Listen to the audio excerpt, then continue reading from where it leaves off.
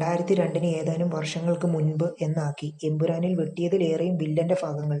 നിങ്ങൾ ആദ്യമായിട്ടാണ് ഈ ചാനൽ കാണുന്നത്, ദയവ് ഇതൊന്ന് സബ്സ്ക്രൈബ് ചെയ്ത് ബെല്ലൈക്കൺ അമർത്തി ഒന്ന് ലൈക്ക് ചെയ്യാൻ ശ്രമിക്കുക. അതോടൊപ്പം തന്നെ കമന്റും ചെയ്യുക.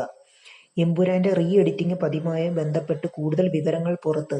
ഏതൊക്കെ ഭാഗങ്ങളാണ് വെട്ടിമാറ്റിയത് എന്ന് വിശദമാക്കുന്ന സെൻസർ ബോർഡ് രേഖ പുറത്തുവന്നു. പുതിയ പതിപ്പ് തിയേറ്ററുകളിൽ പ്രദർശിപ്പിക്കാൻ ഒരുങ്ങുന്നതിന് മുന്നോടിയാണ് സെൻസർ രേഖയിലെ വിവരങ്ങൾ പുറത്തുവന്നത്. ആകെ 24 വെട്ടുകളാണ് ചിത്രത്തിൽ വന്നത്.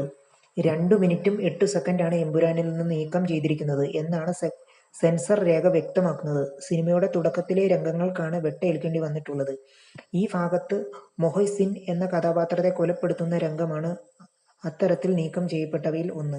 ഇതേ ഭാഗത്തു തന്നെയുള്ള ജീപ്പ് ഓടുന്നതും ട്രാക്ടർ ഓടുന്നതുമായ രംഗങ്ങൾ നീക്കം ചെയ്യപ്പെട്ടു. മസൂദും മകൻ സയ്യിദ് മസൂദും തമ്മിലുള്ള സംഭാഷണമാണ് ചിത്രത്തിൽ നിന്ന് മാറ്റിയൊരു രംഗം. ഗർഭിണികളായ സ്ത്രീകളെ ഉപദ്രവിക്കുന്ന രംഗങ്ങൾ 4ഇടത്താണ് കട്ട് വീണിരിക്കുന്നത്. മൃതശരീരങ്ങൾ കാണിക്കുന്നതും ഒഴിവാക്കി. കാറിന്റെ ബോർഡ് കാണിക്കുന്ന രംഗം ഒഴിവാക്കിയപ്പോൾ NIA എന്ന പരാമർശമുള്ള രംഗം മ്യൂട്ടാക്കുകയും ചെയ്തിരിക്കുന്നതാണ്. വില്ലനായി എത്തിയ ബൽരാജ് എന്ന കഥാപാത്രത്തിന്റെ രംഗങ്ങളാണ് നീക്കം ചെയ്തിരിക്കുന്നവയിൽ ഏറെയും. ബൽരാജും മുന്നെ എന്ന കഥാപാത്രവും തമ്മിലുള്ള ഒരു സംഭാഷണ രംഗത്തിന്റെ ദൈർഘ്യം കുറച്ചിട്ടുമുണ്ട്. ബൽരാജ് എന്ന കഥാപാത്രത്തിന്റെ പേര് ബൽദേവ് എന്നാക്കി മാറ്റിയിട്ടുണ്ട്. ന്യൂസ് പേപ്പറിൽ ബൽരാജിനെക്കുറിച്ചുള്ള വാർത്തയിൽ ഇദ്ദേഹത്തിന്റെ പേര് ബൽദേവ് എന്നാക്കിയിട്ടുണ്ട്. നന്ദു അവതരിപ്പിക്കുന്ന പീതാംബരൻ എന്ന കഥാപാത്രത്തിന്റെ ഒരു സംഭാഷണം 2 സെക്കൻഡാണ് നീക്കം ചെയ്തിട്ടുള്ളത്. മതചിഹ്നങ്ങളുടെ പശ്ചാത്തലത്തിൽ വാഹനങ്ങൾ കടന്നു പോകുന്ന സീനും ഒഴിവാക്കിയിട്ടുണ്ട്.